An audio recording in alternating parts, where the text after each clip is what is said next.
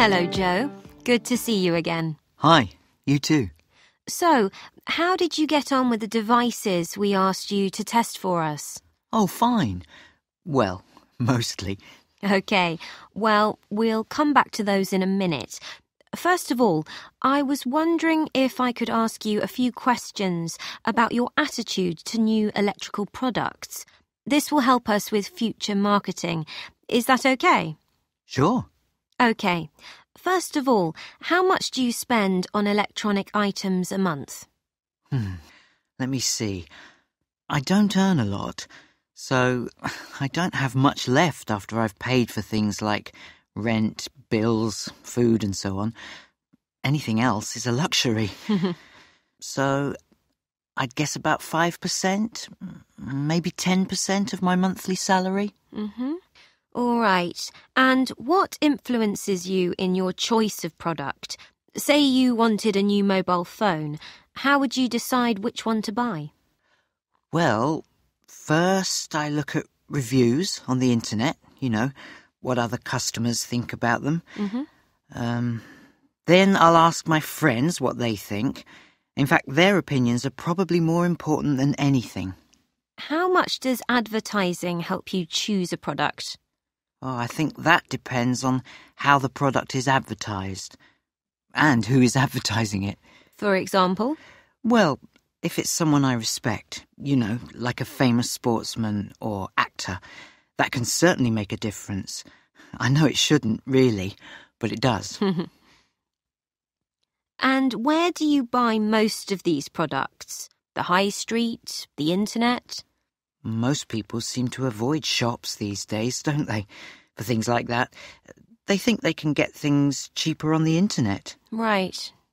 But I find that if you say to a shop assistant that you can get a new camera, for example, for £100 on the internet, they'll often match the price.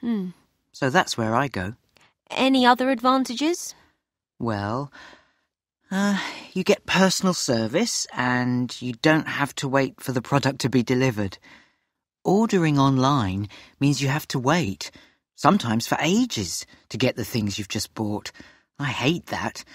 I guess I'm just very impatient. OK, one final question. Do you ever see a product and think, I've absolutely got to get one of those? Oh, all the time, especially if I'm walking past a shop and I see a new electronic item in the window, especially if it's unusual, something I've never seen before. It takes a lot of willpower. Right, Joe, let's move on. Now, we gave you 3 items to test for us. Let's start with the mobile phone. OK. Well, it has its good points and its bad points.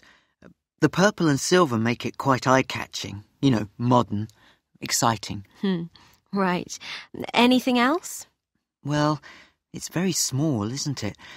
I know people say small is good, but in this case I think you might have gone too far. In what way? It can be a bit difficult to use, especially if you've got big hands like mine. You press one key and you end up pressing another at the same time. On the other hand, thanks to the oval design, it does fit comfortably in your hand. Mobiles are usually sort of rectangular, aren't they? I think this is much better. OK. What else? When I was sending text messages, I had real problems seeing what I was writing. It's not that the screen was too small, just that it was a bit dark. If you're outside, you can hardly see anything on it. We added a few things that you don't get on other mobiles. What did you think about those? Ah, right. Well, that noise it makes if you move away from it, that's really annoying.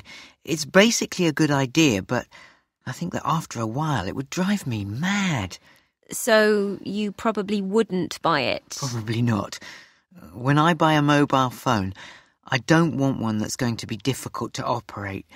There's no point having a phone that looks good if you have to spend ages trying to make a call or send a text message. It's funny, but I find that more expensive mobile phones are more difficult to use than cheaper ones. It should be the other way round. So keep it simple, right? Right. And I want a phone that doesn't have problems picking up a signal or doesn't cut you off halfway through a call. And all those games and other things you get on a mobile, I really can't see the point in those. Fair point.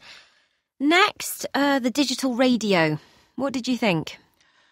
The audio quality was crisp and clear, even if you turned it up really loud. Some sound systems can sound a bit distorted at higher volumes, but not on this one, so 10 out of 10 for that. Great. The thing is, I'm not sure if it's the area I live in, but the choice of radio stations seemed very limited. Mm-hmm. It didn't make any difference what I did with the aerial or where I put the radio, high up on a shelf, low down on the floor, and there seemed to be a delay when you turned up the volume. What do you mean? Well, when you press the volume control, for example, nothing seems to happen for a few seconds. And the same thing happens when you want to change radio stations. OK, the third item was the laptop computer. What's your opinion on that? I really liked it. It's so small, so compact, but easy to use at the same time. I don't think you could make it smaller if you tried. But at £900, I'm not sure you'd get many customers. That's a lot of money for a laptop. Bring that down to, say, £400 and things might be different. Any other changes you'd make, like adding more memory, for example? I think that's fine as it is.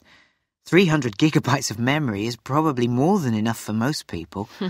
And incidentally, the way the keyboard folds out so that it's like a full-size one, that's really clever. But the computer doesn't have anywhere you can play CD-ROMs. And I'd include a light in the keyboard so you can use it when it's dark. Well, thanks, Joe, for your comments. I think we'll find those...